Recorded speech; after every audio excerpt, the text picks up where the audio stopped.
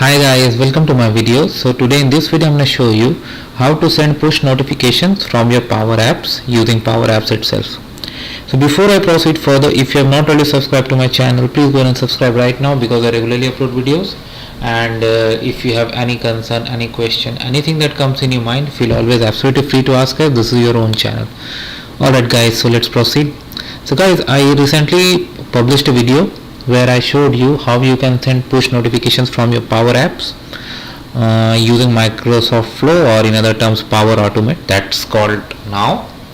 Alright, and I also said that I would show you another way where you will be able to send the notifications using the app itself.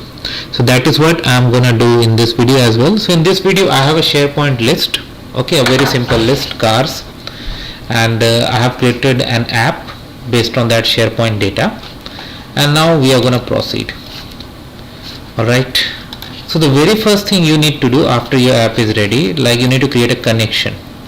So for getting the connection, you need to get the app ID. So this is the list of Power Apps I have in my environment, and this is the one I am using, gonna use it. So if I go to the details option, I have this app ID. This is really very important and you should copy it. Then you need to go into the connections and create a new connection. So here if you scroll down, there are so many connections, I know.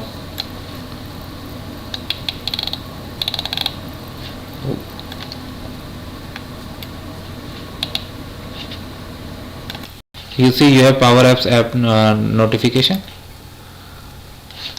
Here application ID, the URL ID, that is very important. You can create it over here.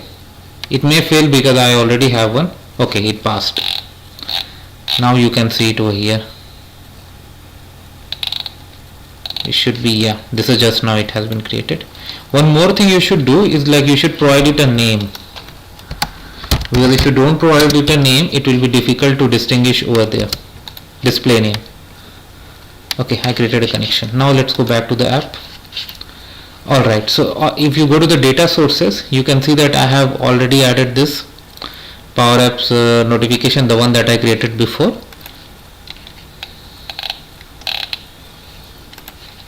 If you wanna add it,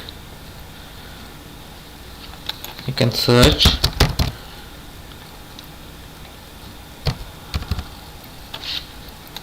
You can see you have this Power Apps app notification. So this test I created before, this test I created now. So I'm not going to add this, I just showed you to add it. So after this, the connection has been added.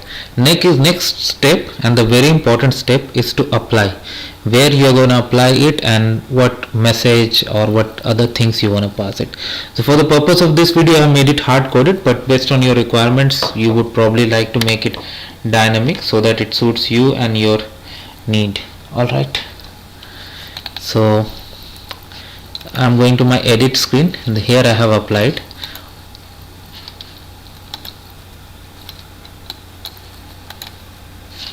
Here I have put the message. So when on the on success function, I have added this function along with this back that was before.